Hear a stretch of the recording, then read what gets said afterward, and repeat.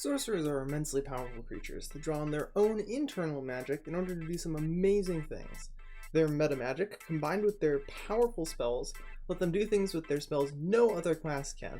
What better way to use vast amounts of internal power than to channel the will of some extraplanar patron for fun and profit? The Sorclock is a classic build that combines the power of an augmented eldritch blast with the meta magic powers of sorcerer. It has both smooth scaling using the sorcerer's full casting, and good sustained damage that the small warlock did, which leads to a powerful full caster experience. Like most full casters, your most important stat is always your casting stat, in this case charisma, followed by constitution. Dexterity and wisdom are always good, but strength and intelligence are generally very weak stats for you. Building on this, there are many viable races for a Sorclock, though they have assorted strengths and weaknesses. Variant Human is a classic choice, but there aren't too many feats which greatly benefit us. Half-elves are very strong because they can benefit from elven accuracy, and also have powerful stat allocations. Drow are also viable, but they are generally weaker than half-elves due to their sunlight sensitivity. Some people like tieflings, especially winged tieflings, though their stat distribution is somewhat awkward due to boosting their intelligence by default. UNT purebloods are also powerful, but suffer similar problems in their stat distributions. If one is using the rules in Tasha's Cauldron of Everything for customizing racial abilities, a few more races are viable options. Dwarves come with 5 weapon or tool proficiencies, and either get an HP boost or medium armor proficiency, which are both helpful. Elves, especially wood elves, are quite strong, offering 4 weapons and tools, but also offering faster movement than dwarves and the potential for elven accuracy. Half-orcs have relentless endurance and a skill proficiency. Kobolds have their classic pack tactics and sunlight sensitivity combo, whereas goblins come with a free bonus action disengage or dash, and their Fury of the Small ability. Hobgoblins can use their saving face in order to counterspell things better, lizardfolk get natural armor, and halflings get to be lucky. Tieflings and UNT purebloods get way better due to reallocating their stats. Whether you want to start as a warlock or sorcerer is situational. Sorcerers get constitution save proficiency, whereas warlocks get wisdom saves. Warlocks start with slightly more HP and start with a light armor if you wanted to take moderately armored at level 1, but sorcerers have a better spell list for defensive options. Depending on the campaign, the DM may also not let you multiclass into a warlock without finding a patron, in which case it makes more sense to start as one. Obviously, both warlock and sorcerers get different subclass features at level 1, so it's really up to you to choose what you start as. Whichever you start as, you'll want to get to level 2 in warlock as fast as possible afterwards. You definitely want eldritch blast as a cantrip, and when you reach level 2 in warlock, you'll want to take the agonizing blast as one of your invocations. This will be the core of your damage for the rest of your adventuring career. Your other invocation is really up to taste. Common choices include Devil's Sight, especially if your race lacks natural dark vision, Mask of Many Faces, Eldritch Spear, Repelling Blast, and Eldritch Sight, though there are no wrong options. After this, every other level should go into Sorcerer for the rest of your career. Level 3 in Sorcerer, you get 2 meta magic options. My recommendation for these will always go to Quicken Spell as the number 1 priority, and Twin Spell as the number 2 priority. Quicken Spell lets you cast Eldritch Blast and quicken any other spell in your arsenal, which will usually end up being another Eldritch Blast. I would recommend that you take a Quicken Spell no matter the circumstances. Twin Spell lets you break the game's concentration rules by allowing you to target 2 creatures with a single target concentration spell. Generally this will be a spell like Haste or Polymorph, but Twin Spell also has utility when twinning spells like Foresight that normally only allow 1 target. Unlike Quicken Spell, Twin Spell does require that you pick your spell list around it to an extent. If you want an option that lets you use any spells with it, I recommend you pick either Empowered or Subtle Spell for their wide applications. Empowered Spell is a generic damage boost, and Subtle Spell is good for both beating counterspells and for social situations. You get an additional meta magic choice levels 10 and 17, so you can always pick up a fun choice or a utility choice later on, or pick up either Quickened or Twin Spell if you didn't get them at level 3. For your ability score increases, you'll generally want to maximize your charisma first. Take Elven Accuracy if you're an elf for that sweet super advantage.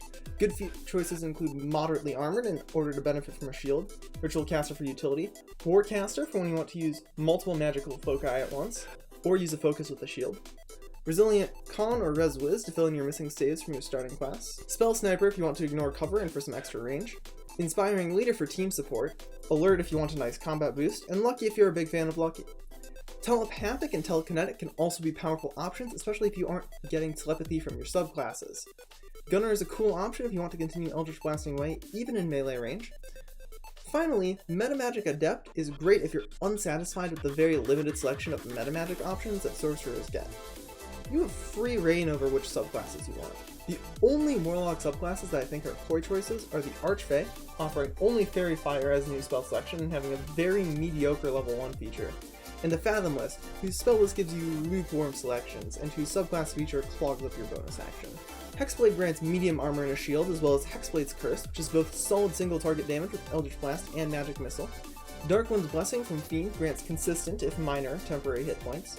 Celestial offers a limited supply of Healing Word-esque healing, whereas Great Old One offers limited telepathy, and Undying offers a permanent undead sanctuary. Genie Pact offers consistent, if minor, damage, interesting spell selection choices, and the ability to go into a little demi-plane, which has its own set of tricks. Your Sorcerer subclass is a bit more important, but you still have a wide amount of latitude in what you pick. Wild Magic is potent due to its at-will advantage on rolls and bend luck ability, but until level 16 when you pick up their controlled chaos ability, they're subject to a wide amount of variance from the surges. Draconic Sorcerer is perfectly bland. Its extra bulk is nice and it offers a damage bump, flight, and a cool control ability, but it lacks pizzazz. Shadow Sorcerer comes with Dark Vision and Darkness, a little extra bulk, and some flashy activated abilities and escape options. Storm Sorcerer has a bunch of fancy movement options. Divine Soul is my favorite, partially because it grants you some cool extra value options like Favored by the Gods, but mostly because cleric spells are really cool when you get to apply meta magic to them. Clerics have bomb spells at every level, ranging from Guiding Bolt, Inflict Wounds, Command, and Healing Word at level 1, Aid and Lesser Restoration at level 2, Spirit Guardians at level 3, and Death Ward, Freedom of Movement, Greater Restoration, Holy Weapon, Heal, Hero's Feast, Planar Ally, Anti-Magic Field, and Mass Heal as you climb through the levels. The Aberrant Mind and Clockwork Soul subclasses have some interesting options between them.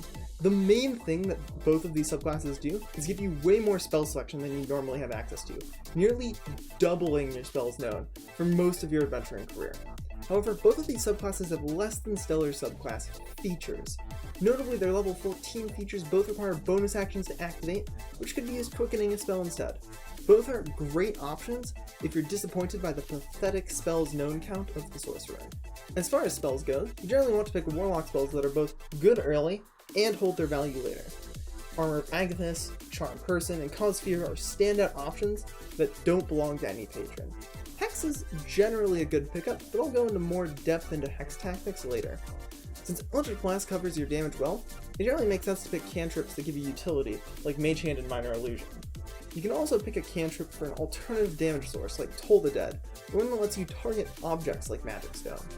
From the Sorcerer spells, you really have your pick. For brevity, I'll only cover some of the options that interact well or differently with the rest of the build. Firebolt gives you a cantrip way to deal damage to objects, and Shocking Grasp gives you a melee cantrip for knocking foes out and can strip opportunities from enemy casters to counterspell. Fog Cloud works well because you don't need to see the target for Eldritch Blast. Magic Missile can combo with Hexblade's Curse for single target damage. Darkness is a very solid choice if you or members of your team have Devil's Sight. Eyebite and Investors can be used every turn while you quicken an Eldritch Blast. Spells like Storm Sphere and Crown of Stars are less good than normal, because your bonus action can deal more damage with an Eldritch Blast. Unfortunately, this build contains no good time stop combos, or at least none that deal more damage than a Meteor Swarm to the face. Throughout your entire adventuring career, your default plan will be to shoot things with Eldritch Blast. Every other action you can possibly take in combat should be compared to shooting monsters with Eldritch Blast, and then likely quickening another Eldritch Blast. However, you can quicken another spell and cast an Eldritch Blast in the same turn, which can let you fireball a horde of enemies while pelting the tougher combatants with arcane bolts. Your full caster spell selection and open invocation grant you a wide amount of latitude in having both in and out of combat options. However, many of your spell slots at all levels will be melted down for sorcery points to continue quickening spells every turn. There exist few alternate options for Sorclocks. Going for a 3rd level in Warlock will grant you a Pact boon, though they aren't particularly impactful on this build and it slows down your spell progression. 2 levels in Fighter gets you access to Action Surge and Medium Armor, but this also costs you 2 Spellcaster levels, further setting you behind and keeping you from getting 9th level spell slots at higher levels. There's also the Coffee Lock. That build is unique enough that it'll get its own video someday. For magic items, there are a few ones to look out for. Items that spellcasters love in general, like the Robes of the Archmagi, Wands of Fireballs and Lightning Bolts, and Staves of the Magi and of Power, are all great pickups. Since the majority of our spellcasting is from Sorcerer, the Bloodwell Vial is a very powerful item for us, as are the Shard items from TCE. Wand of the Warmage is more useful to us than to other casters, because we operate primarily with attack roll-based spells. Otherwise, look for items that increase maneuverability and defense, such as a Broom of Flying, Cloak of Protection, Cape of the Mountebank, and similar. Math warning. I'll be doing a lot of math in the next few minutes. If this scares you, the big message that comes out of this is that Hex only nets you damage if you manage to cast 3 Eldritch Blasts against the same target in most scenarios. Otherwise, quickening an Eldritch Blast is better. If that's all you needed to hear, just skip ahead until the math graphic is no longer on the screen. Hex is weird. It's very solid before you hit level 5 and unlock a Quicken spell, but after that its value drops off dramatically. Hex adds a d6 of damage to each attack you manage to connect, but it costs you a bonus action, regardless of whether you are casting it or simply transferring it to the target, that you could use to quicken an Eldritch Blast instead. A d6 has an average damage of 3.5, whereas Eldritch Blast has an average damage of 5.5 plus your Charisma modifier. On a critical hit, you deal 7 with Hex, and 11 plus your Charisma modifier with Eldritch Blast. With a 20 Charisma, this is 10.5 damage, or the equivalent of 3 hits of Hex. Or 16 on a crit, which is just over 2 crit Hex bonuses. Since you benefit from Hex the same number of times per action, then you would get beams out of Eldritch Blast, the cost of casting a Hex is directly comparable to the damage dealt by Eldritch Blast at all levels. Since 10.5 divided by 3 is 3.5, this means that for Hex to give you a net damage increase when you have 20 Charisma, you have to cast Eldritch Blast on the target and not kill them 3 times. This requires the target to survive at least 2 rounds, one that you cast Hex on, and 1 full turn where Hex is active to break even.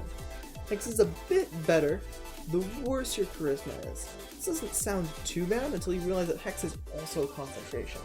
Now, Hex does have some nice auxiliary benefits with regards to debuffing skill checks, and it is less resource intensive, but it takes a long fight for Hex to make up for itself in damage, during which your concentration can easily be broken.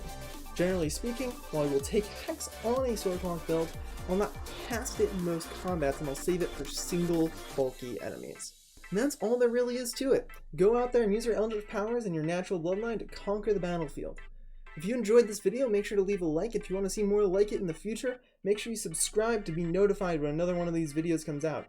If there's some build you want to see covered, leave it in the comments down below.